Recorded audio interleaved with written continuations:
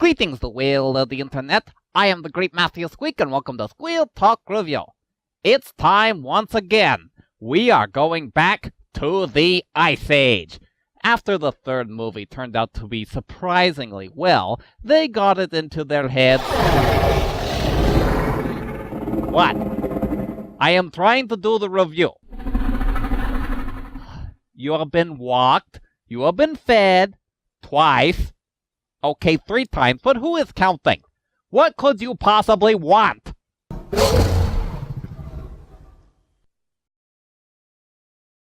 Oh, that is right. I did say I was going to watch the original before going to see the remake in one of those At the Movies reviews. But after careful considerations, I have decided not to do that. As it being a bit of a cult classic, there are enough people that may get upset if I dare say anything bad about the movie. So to avoid potential riots, we are going to review something a lot safer that we can agree on. This is Ice Age Continental Drift. The movie opens with... Okay, how about we just jump ahead and meet the main characters. We see... Okay, we are doing Pete's Dragon. We are going to do Pete's Dragon now.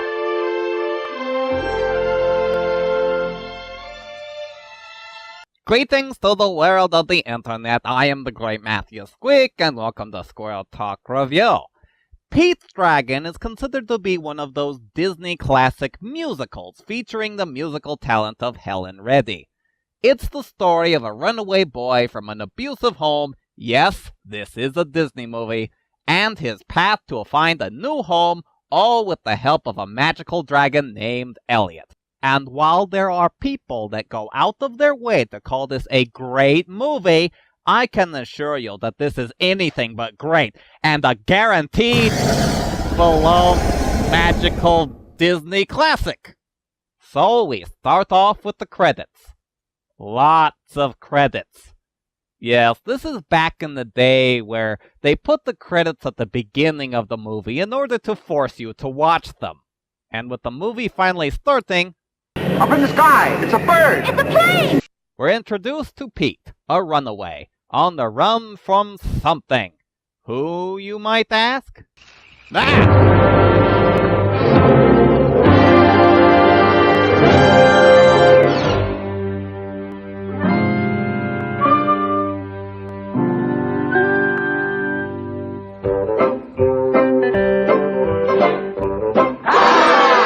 Arg! Yes, that'll make him come out of hiding. You're like a son to us. We miss you. We miss you. If I get near him, you can bet I won't miss him with this. What? They don't make Disney songs like these anymore. I know it's catchy and upbeat, but are you listening to the lyrics? Gonna snag him, gag him, drag him through town, put his head in the river, let the pup drown, trap him, strap him, wrap him in a sack, yeah! Tie him screaming to a railroad track. So after avoiding the hillbillies trying to enslave him, or eat him, I'm not sure which. Eat him for dessert, yeah! Roast him gently so the flames won't hurt! He goes to sleep, and... that is not where you were last night. And we see the power of Disney magic. Hi, Elliot.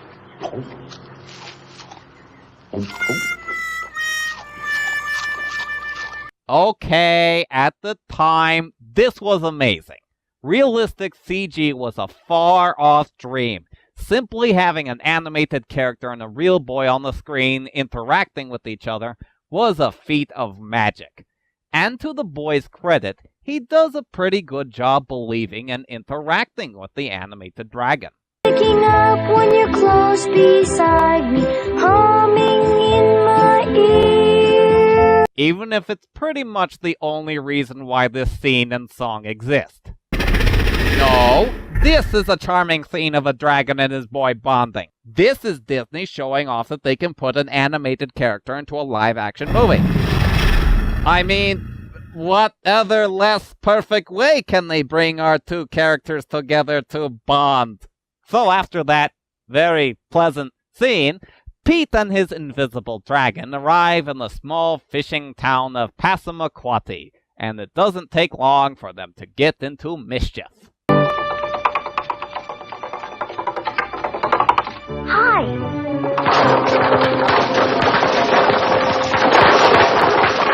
I told you not to fool around. Get on the sidewalk and stay next to me. You got to play with the fence, you killjoy.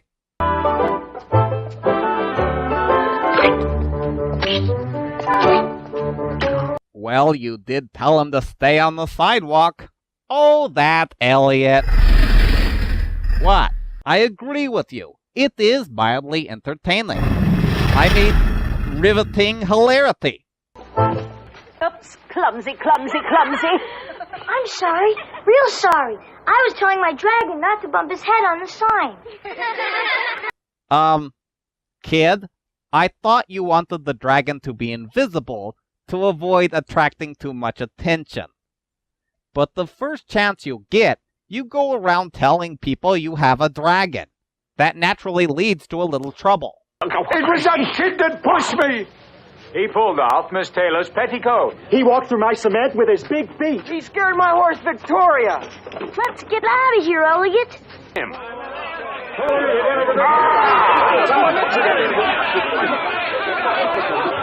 None of you saw him go behind the lobster traps that are easy to see through? No, the only person to successfully see Pete and the dragon is the town drunk, played by the late Mickey Rooney. Dragon! And to his credit, as far as adults go, he does the best job of believing and interacting with an animated dragon. And he even sings about it! A dragon, I swear I saw a dragon. A green and seething, fire-breathing monster is in sight, with eyes of red, a lion's head, and wings as dark as night. Well, that was a pretty good song. It was upbeat and Scare you to death. Scare me. A dragon, I swear I saw a dragon. His tail lashing, he'll be smashing. Okay, it was a fairly good... A dragon, I swear there was a dragon. And then it just keeps going.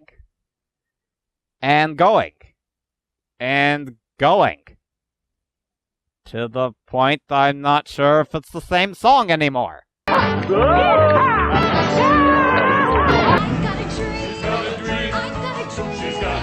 What the heck is going on? Could someone just help the old man out and be done with it already? Right, old man. We'll help you out. You will? Oh, hush. I was enjoying that song. But then the whole thing got drunk and you was just wasting time doing absolutely nothing. Let's just go see what Pete and Elliot are doing. More of this, we can have an animated dragon socialize with a boy. Let me finish. Compared to the last one, this is a lot better. Elliot knows he messed up, and is trying hard to cheer up Pete, who is trying hard to forgive and figure out what to do next. But wouldn't you know it, the daughter of the drunk had spotted Pete hiding in the cave. Get back. Why don't you just turn invisible? Where are your parents? Wild crab attack. Where are you staying?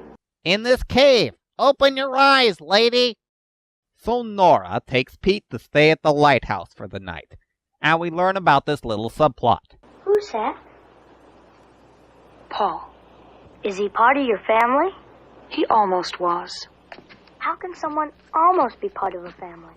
We were going to be married. How come you weren't? Well, as far as we know, his ship was headed for a storm. They were never heard from again. Because if a girl doesn't get the man in the end, it just wouldn't be a satisfying ending. I mean, what a tragic backstory. What a poor woman. You poor woman. So through that topic, Pete brings up the fact he has a dragon. Again. I've never known anyone with a dragon. What does he look like? Just a plain ordinary dragon. Just a plain and ordinary dragon? Kid, You do not have a plain and ordinary frog, a plain and ordinary giraffe. You have a freaking dragon! Have any of you ever wondered what Brother looks like? He's a plain and ordinary dragon. I'm sure that's plenty of description for you. I'm sure you all know exactly what he looks like now. Of course, we wouldn't get to hear another delightful song. He has the head of a camel, the neck of a crocodile. It sounds rather strange. He's both a fish and a mammal, and I hope he'll never change.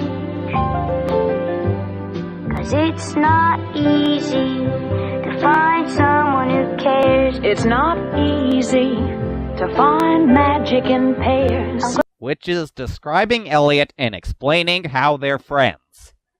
We already know what he looks like, and we already had a song about them being friends. So the only point of this song is to give Helen Reddy a song to sing. Hush! I know she can sing. I can hear how beautiful her voice is. You do not have to convince me of that. My problem is that this song does not need to exist, and this is just stalling out the movie. The morning comes and... Oh, thank you. Ah!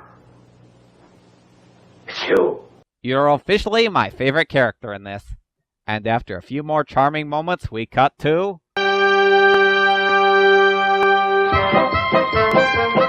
Oh, what manner of hell is headed for us? Now, I want you to pay very close attention to the antics of this character.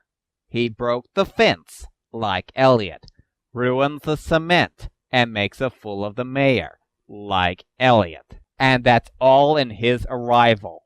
What's more, he's an obvious scam artist that has already scammed the town once and is universally hated. At this point, the town is ready to rip Dr. Terminus apart. But what keeps them from skinning him alive? My friends, you're not giving me a chance. I brought all these medicines back from Paris, France. Why, he says he brought them from Paris, France. Paris, France, and all is forgiven. You made a lady fat and turned a guy's hair pink. And all you have to say is you brought stuff from Paris and it makes it all better. Oh, you saying there's more to it? Well, watch this. Hello, deaf lady that no one has seen before in a small community where everyone knows everyone. I hear birds chirping. That's funny, 'cause I don't. I hear children giggling. No, I don't hear anything. I hear coins jingling. Is my volume down too low? Oh, bless you, Doctor. I can hear. I can hear. My medicine cured her, folks. Did you hear her bless me? Well, I blessed her too. How is this working? This guy is just pure, nonsensical, comedic genius. So we spend a little time with Nora missing her boyfriend. Then... I'll be your candle on the water. My love for you will always burn. I know that this is a pretty song, and one of Helen's signature songs and all, but what does this have to do with the boy and his dragon?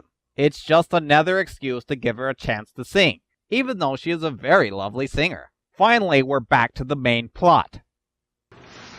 I want you to concentrate on finding Paul for Nora. Or not. Concentrate really hard on this subplot. We need to get it resolved by the end of the movie. Hope you enjoyed that moment with Pete's Dragon, because now we're going back to things that are not Pete's Dragon. You need a veterinarian. Why do you ask? I saw one. Is it sitting at the next table? Nah, that's just Harvey. He stops by now and again. So the drunk recruits the scam artist assistant, Hoagie, to go find Elliot in a drunken dare, and we partake in some hilarious moments. Them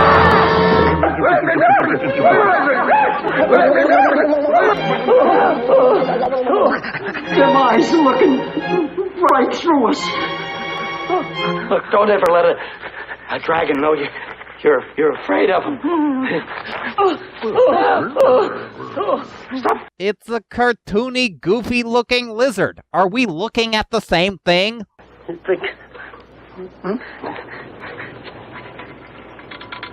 Elliot, would you like a little belt? Huh?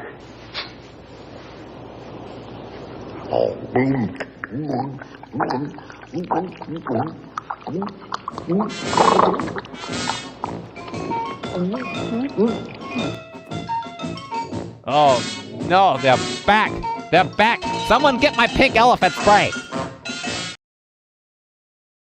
So with those moments of humor over with, we cut to the next day, as Pete is going to school, and they collect a bunch of kids along the way. Not too big, is he? Regular dragon size. Wow. Stop acting like you can see anything. So we have a bunch of kids, and the fish seem to have stopped biting. Well, that means it's time for a song. If everyone makes some room, won't you move over and share this world? Everyone make some room. Even a dragon deserves a place, a wide open space. It's just another boring, lovely song. I love how much it has nothing to do with the plot. And I love how it only seems to exist to fill some sort of song quota. Okay, look, even you've got to admit that this isn't the best song the movie has to offer. It's a problem that some musicals have, in which they feel they need more songs, and thus struggle to find something to sing about. Oh, and just like It's a Dragon, the musical number gets a little drunk and distracted in the middle of it. The song is over, time for school.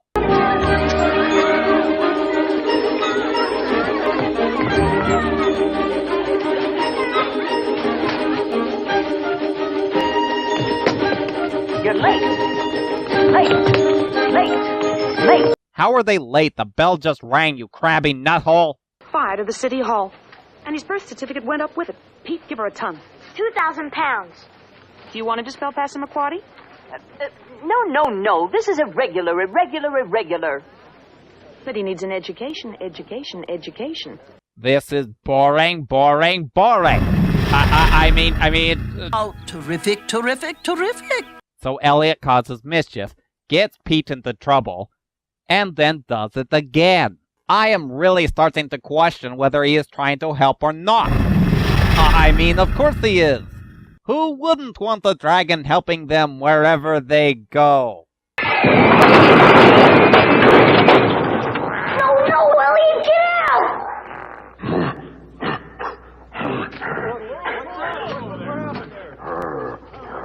No, Elliot, you're going about this the wrong way. Go back to the cave. Go on.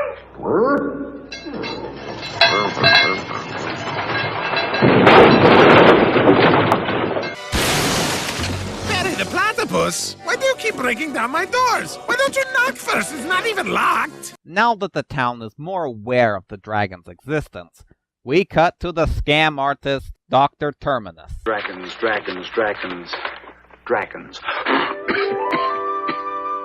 List of useful parts. Where did you get this book?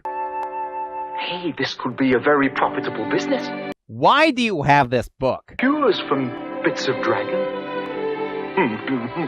A moment ago you didn't believe they existed, and now that you do, you conveniently have a cookbook for one. And that's not the most annoying part. They sing about it! Every little piece.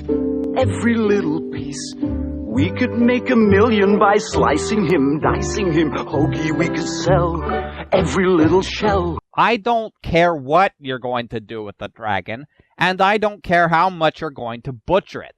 All we needed to know is that you want it to get rich. Can we skip this one? Thank you. So they try to buy the dragon from Pete. That naturally doesn't work. So let's go back to painting the lighthouse. Small board left hand, big board right hand. Lampy and I have talked it over. We feel the time has come for you to stop running. Yes, it's true. If it's all right with you, we'd like you to live here with us. You already took him to school, and now you're inviting him to stay? That's a little backwards, lady.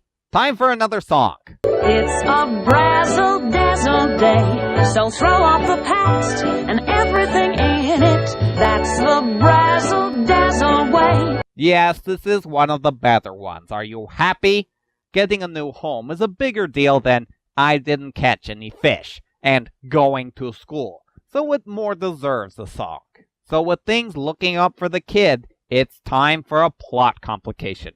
Oh look, and here I thought this band of clowns disappeared down a rabbit hole. It's been over an hour since we last saw this bunch. We wasted so much time with songs that didn't need to exist. I was beginning to think that their part in the movie was done. Of course, we wouldn't have been able to enjoy so many pleasant songs. So due to the blabbing of dragons Pete always does, they find him very quickly. Time for another song. We got a fella sitting right here That says he belongs to us. We bought him fair and square last year, and we own the little cuss. Look here, read the writing that gives us a legal claim. Okay, a few things about this one. Relax, they're not bad. First, this batch has some of the cruelest sounding songs Disney's ever made, yet strangely the catchiest of the movie. Second, they bring up dragging them before a judge, which they do have a bill of sale, so technically Nora is kidnapping Pete. Good thing these hillbillies were too dumb to go for the sheriff. Instead, they recruit our dragon-obsessed scam artist, who sets a little trap for Elliot and Pete. Now I've got to go and get that kid. You rehearse this and make it run like clockwork. So with our climax all set up, Dr. Terminus lures Pete out. Pete, it's Elliot. What's the matter? Elliot's in Passapaca. Yeah, Pacadaca. He's in town, and he's tearing the place apart. You've got to do something. Oh, no. Stranger danger! Stranger danger! And Nora's subplot is coming into port. Oh, yay! Nora's boyfriend is coming back. Yay! Pete is easily captured, and now... Easy. We get someone he knows to bring him here. Who'd be crazy enough to do that? No! No! He doesn't know this guy. He saw him once, and he got him drunk. Hoagie, we are all on this earth for a purpose. Please don't sing. And the time for your purpose is now. You really don't need to sing. I know that inside this pale, frail, pathetic shell of a man, there is a Vesuvius ready to erupt. This really does not need to be a song. Today the jester, tomorrow the king! Oh, thank goodness. I mean, what a tragedy. We missed another song. No! Get out! Hoagie gets Elliot, telling him Pete's in danger. Follow me! Or carry him, that's good too. How's that subplot coming?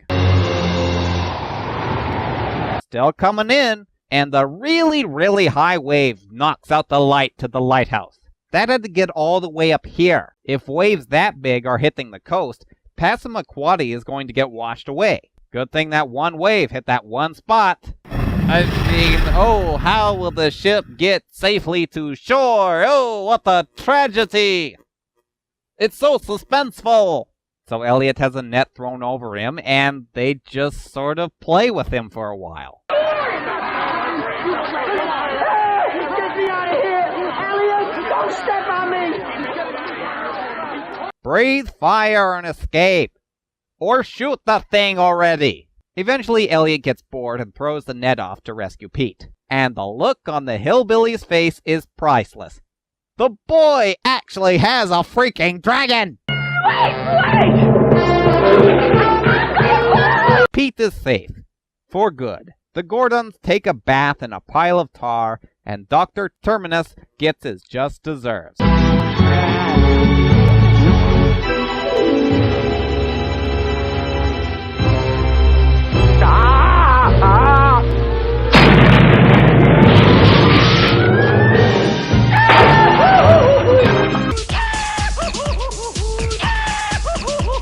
So nice of them to use the 5-minute fuse and wait for it to be pointed away from Elliot to fire. Let's go wrap up that subplot.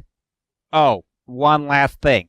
Elliot conveniently rescues everybody in town that hates him, so now let's go finish up that subplot. Elliot, being a dragon, is going to light the fire. Right, where's the fire? What's the matter?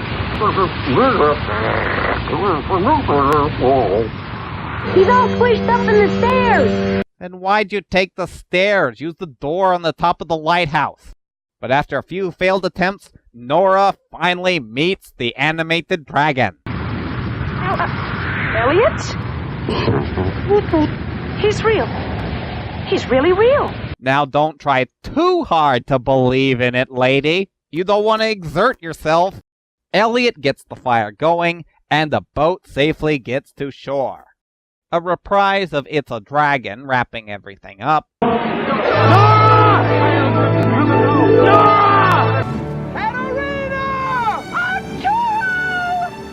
happened? We sank in a storm off Cape Hatteras. I was the only survivor. When I woke up in the hospital, I'd lost my memory. That sounds very suspiciously convenient. The other day, a strange thing happened. My bed suddenly tipped over. I don't know how, but I bumped my head and everything came back to me. That's really the best lie you could come up with? Let's face it, you were trying to run off with some skank, and Elliot popped in and threatened to really drown you if you didn't go home immediately. Yay, they're back together again! Pete and Elliot have one last moment. Of course, now that Pete has a happy, safe home, he no longer needs Elliot. And just like with Mary Poppins, there's other people that needs him. So taking her incentive, the wind changes, and he soars off. What a completely long and boringly delightful magical adventure! The characters are so delightfully bland, with so many riveting scenes that in no way try to put me to sleep when they're not singing. The songs were a lot of fun. Half of them definitely needed to exist, creating a nice long runtime that I love. And none of these songs in any way were getting lost in the middle, distracting the movie. And Elliot is just pure Disney magic and adorability. His voice is not annoying, and every scene of his is magical that he's on the screen, and not simply showing off neat effects instead of character development. This is a timeless, fun adventure that never seems to go away.